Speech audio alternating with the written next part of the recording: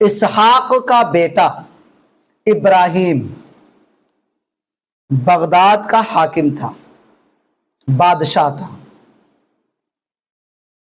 और उस बादशाह के ख्वाब में हुजूर ताजदारे मदीना सल्लल्लाहु अलैहि वसल्लम तशरीफ लाए और तशरीफ लाकर कहने लगे कि फला कातिल को छोड़ दो, फला कातिल को छोड़ दो, फला कातिल को छोड़ दो। अब हुजूर को देख रहा है, हम तो कहते कहते कहते कहते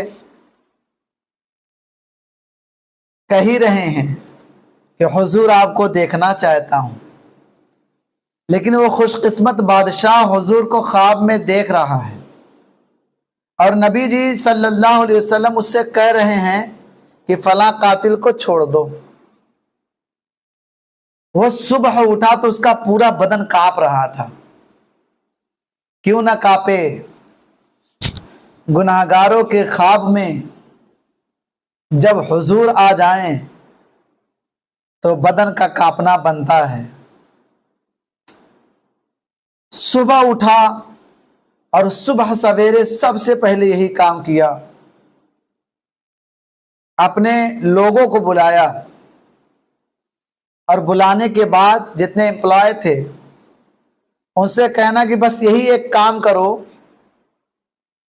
और इसी में शाम करो। कहने लगे काम क्या है? कहने लगे कि जाओ जो सलाखों के पीछे है मेरी बादशाही में, उसमें से कोई कातिल भी है क्या? तो जेलर ने बताया हाँ, एक इल्जाम कत्ल में मुक़य्यद किया गया है, कैद किया गया है। तो बादशाह ने कहा उसे बुला लाओ।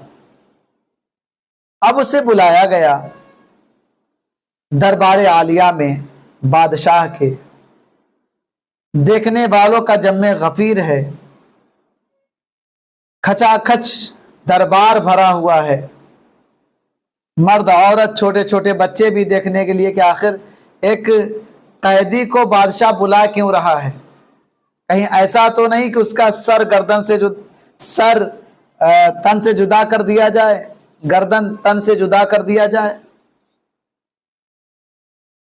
सब लोग देखने के लिए तैयार। बादशाह ने जब बुलाया तो कहा मेरे सामने सच सच बोलना, झूठ न बोलना। उसने कहा ठीक है, मैं सच बोलूंगा और सच के अलावा कुछ नहीं बोलूंगा। कहने लगे कि ये बताओ कि तुम कत्ल के जुर्म में जेल में कैसे आए, कैद खाने में कैसे आए? तो कहने लगा कि अब गौर से सुनिए। सारे लोग हमातन गोश हो गए और कान लगाकर ध्यान से सुनने लगे उसकी बातें। बड़ी लंबी कहानी थी उसकी, उस वक्त जवानी थी उसकी।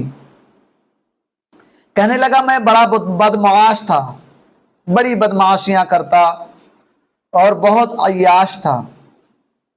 मैं रोज बिस्तर गर्म करता था, यानी मेरे बिस्तर पर रोज एक नई लड़की होनी चाहिए थी।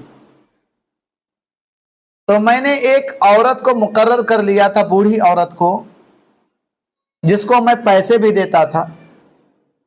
वो औरत जो बूढ़ी थी अपने जाल में किसी न किसी नौजवान लड़की को बजा के लेके आती जो खूबसूरत होती, ताकि मेरा बिस्तर गर्म हो और मैं यूं ही अय्याशी करूं। और मेरे कुछ दोस्तों अहबाब थे जो हम लोग मिलकर साथ में उसके साथ रेप करते थे, बलात्कार जैसे काम अंजाम देते थे। बादशाह ने कहा आगे। कहने लगा आगे ये हुआ कि हम लोग बरसों से यही काम करते कि रात भर यही काम करते थे, बदमाशी वाला। बच्चियां रोती तड़पती, लेकिन हम लोग को उसकी परवाह न थी। बस हम लोग को ऐश करना था।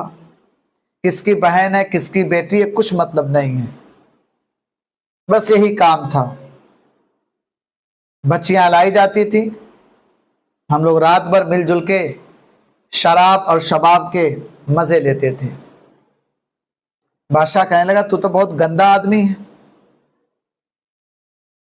तेरे बारे में हमारे हुजूर ऐसा कैसे कह सकते हैं कि उसको छोड़ दो। कहने लगे, अच्छा आगे बताओ। कहने लगा, आगे कुछ यूं हुआ कि एक रात हम किसी के पास सोकर उठे जब सुबह, तो उस दिन भी बूढ़ी औरत से कहा कि आज भी कोई औरत या कोई नौजवान लड़की लेकर आओ जो खूबसूरत हो। तो किसी गांव में गई और किसी लड़की को बहाने से पकड़कर मेरे पास लेकर आई। और जब हम सारे दोस्त रात के अंधेरे में अपना मुंह काला करने के लिए उस औरत के पास यानी उस नौजवान लड़की के पास जब गए, तो बड़ी तेज से चीखी वो लड़की और चीखने के बाद बेहोश हो गई। चिल्लाई और चिल्लाकर बेहोश हो गई। तो हम लोग कहने लगे, माजरा क्या है। उसको दूसरे रूम में लेकर आए। दूसरे कमरे में लाने के बाद उस पर पानी वगैरह डाला और उसे होश में लाने की कोशिश की और वो होश में आ गई। जब वो होश में आई तो मुझसे कहने लगी, अल्लाह से डरो, अल्लाह से डरो, अल्लाह से डरो।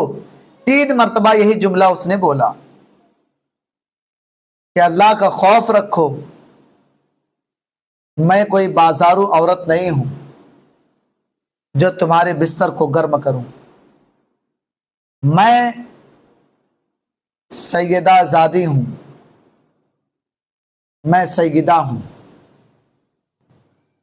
नबी मेरे नाना हैं जिसकी पूरी दुनिया दीवाना है। हजरत फातिमतुज़ ज़हरा मेरी माँ हैं। मेरे को छूकर अपनी आकिबत खराब मत कर, और जितनी तुमने गंदगी की है गंदगी को छोड़कर बंदगी में आ जा। उस लड़की ने मेरी जिंदगी ही बदल डाली। कहने लगी, ला तअखुदुहु सिनतुन वला नौम। सब तो सो जाते हैं लेकिन अल्लाह नहीं सोता, और उसकी बारगाह में जो है रोता, उसके साथ अच्छा सुलूक है जन्नत में होता। उसने मेरी दिल की दुनिया बदल डाली। लाइफ चेंज, वो लाइफ चेंजर थी, मेरे लाइफ को चेंज कर दिया। मैंने भी अल्लाह की बारगाह में माफ़ी मांग ली और अपने दोस्तों को आकर समझाने लगा कि बराए मेहरबानी ये कोई आम औरत नहीं है, इसे कोई बदनिगाही नहीं करेगा, कोई इसके साथ बुराई नहीं करेगा। तो मेरे दोस्त सोचने लगे कि कहीं मैं इन लोगों को बहकाकर अकेले रहने का प्लान और मंसूबा कर रहा हूं, क्योंकि सोच बड़ी गंदी थी। तो उसमें से कई दोस्त उठे और मेरे को मारने के लिए उतावले हो गए, और एक दोस्त जो मेरा था वो उनके कमरे में जाने लगा। तो मैंने कहा, खबरदार, उनके कमरे में कोई नहीं जाएगा, उनके साथ बदनिगाही कोई नहीं करेगा, नहीं मुझसे बुरा कोई नहीं होगा। उसमें से एक दोस्त ने आगे से जवाब दिया कि मुझसे भी बुरा कोई नहीं होगा। लड़ाई का मैदान गर्म हुआ और मारपीट के आलम में हुआ ये कि मेरे को इतना जोशो खरोश आया कि उस नबी की बेटी सैयदा ज़ादी को बदनिगाही से बचाने के लिए मारपीट में मैंने एक छुरी ली और छुरी मैंने एक के पेट में घोंप दिया, जिससे उसका इंतकाल हो गया, मर गया।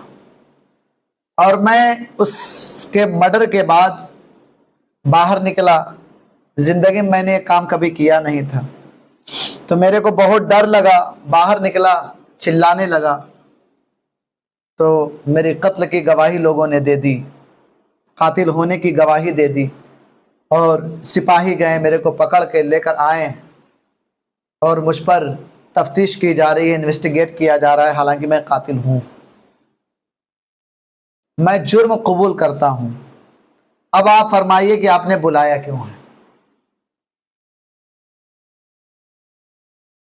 बादशाह कहने लगा कि मेरे ख्वाब में हुजूर सल्लल्लाहु अलैहि वसल्लम आए थे। उन्होंने कहा कि मेरी बेटी को, मेरे घर की एक फर्द को, फातिमतुज ज़हरा के मानने वाली को, यानी सैयदजादी को, इस कातिल ने बदनिगाही से बचाया और खुद भी तौबा कर लिया है, तो इसको छोड़ दीजिए। अब मैं तुम्हें छोड़ देता हूं, जाओ आजादी की जिंदगी बसर करो। उसने पढ़ा ला इलाहा इल्लल्लाह मुहम्मदुर रसूलुल्लाह सल्लल्लाहु अलैहि वसल्लम, और उसने वहीं पर कहा कि ऐ लोगों सुनो, मैं गंदा जरूर था, लेकिन जब उन्होंने मेरी दिल की दुनिया बदल दी और उनको बदनिगाही से जब मैं खुद बचाया और दूसरों से भी बचाया, तो आलम यह है कि हुजूर ताजदार मदीना सल्लल्लाहु अलैहि वसल्लम मेरी जमानत पढ़ रहे हैं, और जब यहां पर मेरी वो जमानत पढ़ रहे हैं तो मैदान महशर में भी जमानत पढ़ेंगे, और इंशाअल्लाह अल अजीज मैं जन्नत का हकदार बन जाऊंगा। सोचो, लोग जेल जाते हैं तो उनका बेल कराने के लिए कोई भैया जाता है, बाबू जाता है, लल्ला जाता है, मौसा जाता है, माँ जाती है, बाप जाता है, लेकिन नबी करीम सल्लल्लाहु अलैहि वसल्लम जिसकी जमानत करार है वह गुनाहगार है, और नबी पाक जाते हैं और उसकी जमानत देते हैं। सोचो, इससे यह भी पता चल रहा है कि नबी करीम सल्लल्लाहु अलैहि वसल्लम अभी भी मुलाहिजा फरमाते हैं हम सबको। ईमान फ्रेश बयान था ये। हाँ, तो ये कभी ना सोचना कि हमें देखा नहीं जा रहा है, रात के अंधेरों में भी तुम्हें देखा जा रहा है, सुबह के उजालों में भी तुम्हें देखा जा रहा है। नेक बन जाओ। बुराई करने से पहले सोचो कि हम करने क्या जा रहे हैं, और दिमाग ही जब खराब हो जाएगा, जब गंदे ही बनने चाहोगे तो कोई रोक नहीं पाएगा। अल्लाह ने इख्तियार दी है, इख्तियार को प्यार के साथ निभाओ। तो नबी करीम सल्लल्लाहु अलैहि वसल्लम ख्वाब में आते हैं तो वही ख्वाब में आते हैं, उनका रूप शैतान नहीं ले सकता, और उनका रूप लेके किसी को धोखा नहीं दे सकता। आजकल इसका रेशो कुछ ज्यादा बढ़ गया है, और मुसलमान, अभी न्यूज में देख रहा था, शहर का नाम क्या लूं, बहुत मुअज़्ज़ज़ शहर है वो, लेकिन उस शहर के एक फर्द ने 3 कत्ल किए इसी गुनाह के चक्कर में। रोड पर सोने वालों के साथ उनके शौहर को मारा, उनको भी मारा, उनकी बिटिया को भी मारा, सबके साथ गलत किया। दाढ़ी भी थी, गाड़ी भी थी, लेकिन गुनाह करने के लिए तड़प रहा था। आज वो जेल की सलाखों में।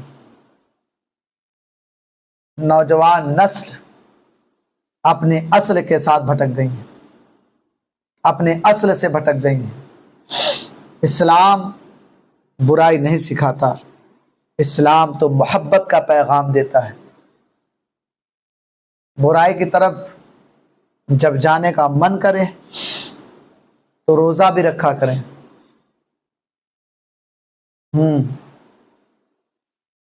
तो रसूल करीम सल्लल्लाहु अलैहि वसल्लम हर महीने की 13वीं, 14वीं, 15वीं को रोजा भी रखते थे। ये सब हदीसें लोग सुनाते नहीं हैं, सिर्फ नारे तकबीर अल्लाहु अकबर। आजकल महफिलों का भी हाल अल्लाह खैर करे। रात भर चिल्लाया, सुबह नमाज फजर भी न पाया। ये आलम है हमारी महफिलों का। अब तो महफिल में, अल्लाह खैर करे, ऐसी महफिल में जाने से सबका दिल ही उठा चला जा रहा है। 5 घंटे नात खानी होगी, 10 मिनट तकरीर, वो भी कान में आकर बोल देते मौलाना साहब बस 10 मिनट करिएगा, इससे ज्यादा मत करिएगा। कौम सिर्फ तरानों पे आ गई है और नात भी पढ़ने वाले, वाह भाई वाह, जबरदस्त। अली अली अली अली अली अली क्या है, ढंग से नहीं। नात पढ़ते थे बुजुर्ग पहले के, बहुत ही दिल से पढ़ते थे। और किस तरह पढ़ते थे, मुझसे भी एक शेर सुन लें। ए गुनाहगार सही उम्मते रसूल तो है, गुनाहगार सही उम्मते रसूल तो है, गुनाहगार सही उम्मते रसूल तो है, हजार कांटों की झुरमुट में एक फूल तो है, हजार कांटों के झुरमुट में एक फूल तो है। मोहब्बत से नात पढ़ते थे। आजकल तो पूरा आवा का आवा बिगड़ा हुआ है, सुनने वाले भी सुनाने वाले भी, इसलिए महफिलों का रिजल्ट सुबह ही नहीं मिलता। आप सुबह देख लें, जितने नमाजी थे उससे भी कम हो जाते हैं। 10 आ रहे थे तो वो भी महफिल सुनने में खत्म। दीन का काम ना दर्द से किया जाता है, दर्द से करेंगे दिन का काम तो होगा, नहीं तो जहन्नम में जाके भोगा। हमें अल्लाह तबारक व तआला ने दुनिया में भेजा क्यों है? नबी से मोहब्बत करने के लिए, कुरान से मोहब्बत करने के लिए। और मोहब्बत में क्या है कि इंसान उसकी बातें मानता है जिससे मोहब्बत करता है। हम अल्लाह से मोहब्बत करते तो उसकी बातें मानेंगे, नबी से मोहब्बत करते तो उसकी बातें मानेंगे, अली से मोहब्बत करते तो उनकी बातें मानेंगे, कुरान से मोहब्बत उनकी बातें मानेंगे, मौलवी से मोहब्बत उनकी बातें मानेंगे। झूठ झूठ का दावा करते हो यार, मैं अल्लाह वाला हूँ, मैं नबी वाला हूँ, मैं अली वाला हूँ, मैं वली वाला हूँ, मैं कली वाला हूँ। ऐसा कुछ ना करो। एक लोगों का सवाल है, उनका भी जवाब दे दूं। सवाल ये है कि अल्लाह तबारक व तआला ने मुर्दार खाने से मना फरमाया। उनका सवाल है कि क्या मछली भी खा सकते हैं? मछली भी तो मरी मिलती है। तो देखे भाई, अल्लाह ताला ने कुरान में फरमाया है कि उसके अंदर बहता खून नहीं पाया जाता। हाँ, वो मछली खाना नाजायज़ है जो पानी में ही उलट गई हो मर के, उस मछली को खाना जायज़ नहीं। मछली जिंदी पकड़ी मर गई तो वो मछली खाना जायज़ है। और मुर्दार में जैसे बैल, भैंस और बकरी वगैरह अगर मर जाएं तो ये मुर्दार में शामिल है, इनको नहीं खाना चाहिए। मछली के बारे में बिल्कुल इजाज़त है, आप खाइए। अल्लाह तबारक व तआला का शुक्र अदा कीजिए।